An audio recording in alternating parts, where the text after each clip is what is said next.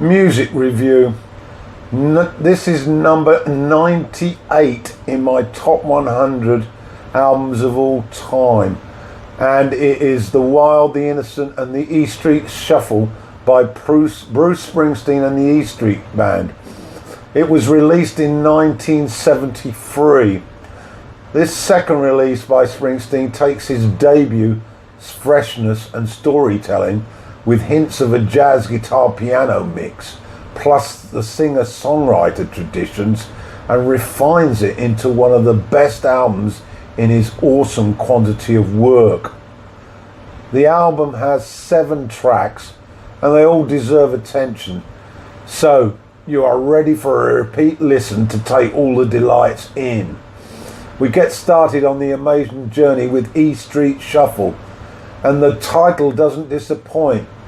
It is funky, rhythmic, and has leering horns in the background. The pace really hots up at midpoint as the sprint to the finish with rockabilly guitar lines meshing with the horns and Lopez's percussion. It's all wild and fresh. Lyrically, adolescence has bloomed. Latest fashions, impressing the girls with your dance moves, and tangles with the local law enforcement. The second cut, 4th of July, Asbury Park, known as Sandy, is romance on Independence Day. Bruce takes us down memory lane as we hear the crush on the waitress who serves us coffee in the downtown cafe where we hang out with our mates. The accordion gives a Parisian feel to brighten and heighten the romantic feel as you hang out at the boardwalk. Springsteen's stories steeped in reality, which is why we love them. To the words, switchblade lovers, guys that carry knives for action and get their thrills from pinball and open shirts, like Latin lovers chasing virgins. You can just imagine the scene on the boardwalk, and there is Sandy, that dreamlike lover who you crave to sleep all night on the beach with. The song also sees Bruce moving away from the hometown as growing up becomes complete. Track 3, Kitty's Back, is another story of an impressionable woman returning from the lights of the big city. It starts off with a snarling guitar blues break before the rhythm becomes roller coaster-like, with Sanchez's organ generating that funky feel that makes with prominent horns intermingled with complex rhythms, and Springsteen's vocal oozing sensual feeling. The sound would do both Basie and Chicago proud, and a real taste of the E Street Band live. Bruce's story. Kitty is returning from the city after a failed trip, seeking a dream, and we sense early love lost and not regained. Clemens' sax just charges you to the finish as you hold on for the complete roller coaster. On to track 4, Wild Billy's Circus Story.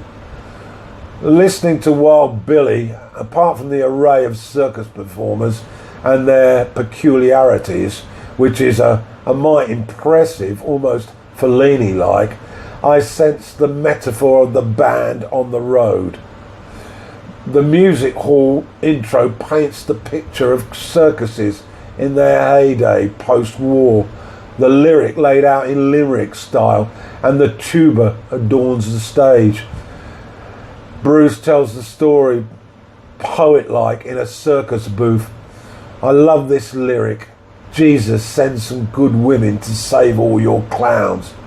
The beauty is in creating the pictures in your mind of the characters, and that enables you to become one for the song's duration. There's some lovely mandolin before the end. Track 5, Incident on 52nd, 7th Street, open side 2. and it's probably my all-time favourite Springsteen track after Jungle Land. It's smooth and silky and addictive, and that's just the rhythms. Bruce tells a tale of Spanish Johnny, who's a loser and wants to escape to the other side of town to get some action. And he wants Puerto Rican Jane to join him.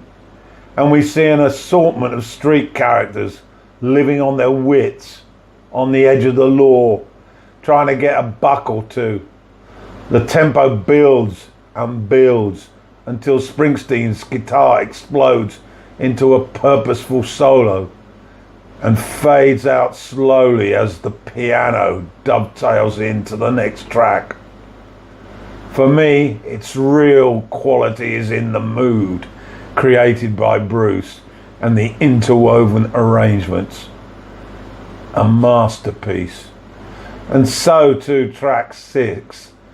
The piano links straight into Rosie, Rosalita, as I prefer to call this one Rosie, the musical extravaganza by the E Street Band shows us all what a tight band they are, with an amalgam of everything that's great about rock and roll.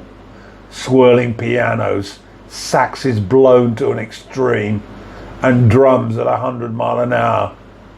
And the conductor, Springsteen, to make sure they're all in tempo as they slow things down for a few moments before the foot pedal is pushed to the floor again. And as the choral scream, "Oh, your papa says he knows that I don't have any money." Fabulous. This song for many years closed the 3-hour show, and if you missed it, you've missed something special. And so to the last track, track 7, New York City Serenade. Yes, we end with a serenade with haunting piano intro before we tumble into a jazzy blues sound at a snail's pace. And Bruce takes us on our final journey, makes love in the back of the Cadillac as a final goodbye to the girl because she can't leave for the city with a guy who just loves being in a band.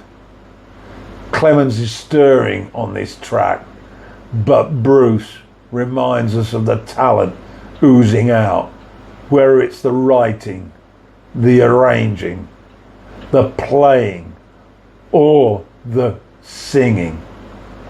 Lovely percussion softens the desperate tone of his vocal. The sax is so emotional, it leads you to tears as the track draws to a close. So there we have it, number 98 in my top 100 albums of all time.